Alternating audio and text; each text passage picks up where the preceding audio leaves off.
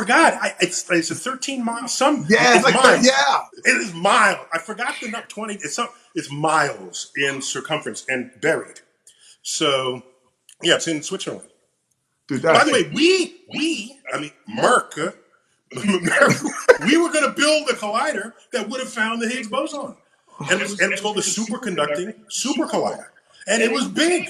You can't put that in just any state. That was going to go in Texas, big enough to handle such a big thing. But that was in then, the documentary. I saw that. well, okay, Yeah, and it didn't okay. go through or something like that. No. So what happened was this was being funded in the late '80s, early '90s. You know what happened? Peace broke out in Europe. Okay, they're not going to tell you that. I'm telling you. Peace broke out in Europe, Yeah. and all of a sudden, funding for science, high energy science, got fell under different kind of scrutiny. It was, well, is this going to defend America or not? Well, we're not at war, so do we need it? And all of a sudden, budget got zeroed.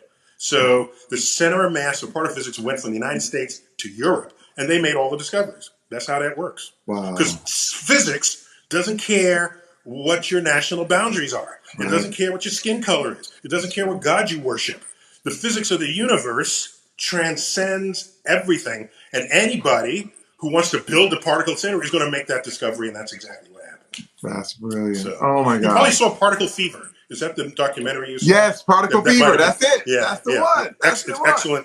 excellent documentary. Yeah. Well, I'm going to move from space particles to human particles.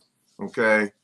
And I read this book that was called The Immortal Life of Henrietta Lacks. I know the story, but I didn't read I know important parts of the story, but I didn't read the book. I should, but I haven't. What was amazing is that it was this Black woman who had cancer, and she ended up passing away, but they took some of her cells, and they found that these cells lasted forever.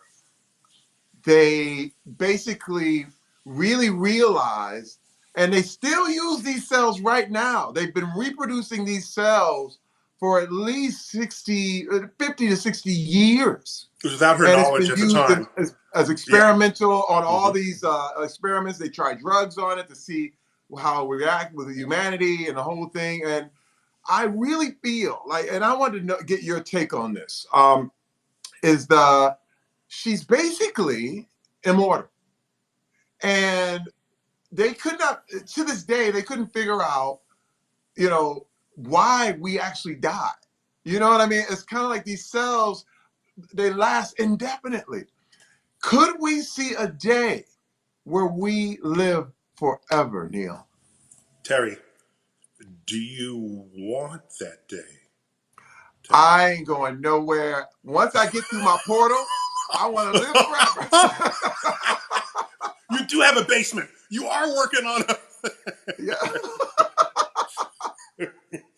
So here's the thing: with or without the immortal cells of Henrietta Lacks, that was her name, Henrietta Lacks. Yeah, that's it, Henrietta Lacks. So there's a movement to try to get people to live forever. That this is a movement, and so you have to ask if you don't die, then the population of the world will continue to rise, and the only people we'll lose are people who die by accident, not from old age. Right. So if you want to do that, you're going to need another planet. Yeah. Okay. Have you thought this through? No, I haven't. I ain't gone that far. We need somewhere to distance ourselves, are you saying? Yeah. Social distancing for real. Planet distancing. So you're going to need another planet to put the excess people. Okay? That's my first comment. Second comment. Because I know I'm going to die, it gives meaning to every day I wake up. And I say, I don't have forever in front of me. So I better get done all that I want to get done right now. Yeah, that's true. And so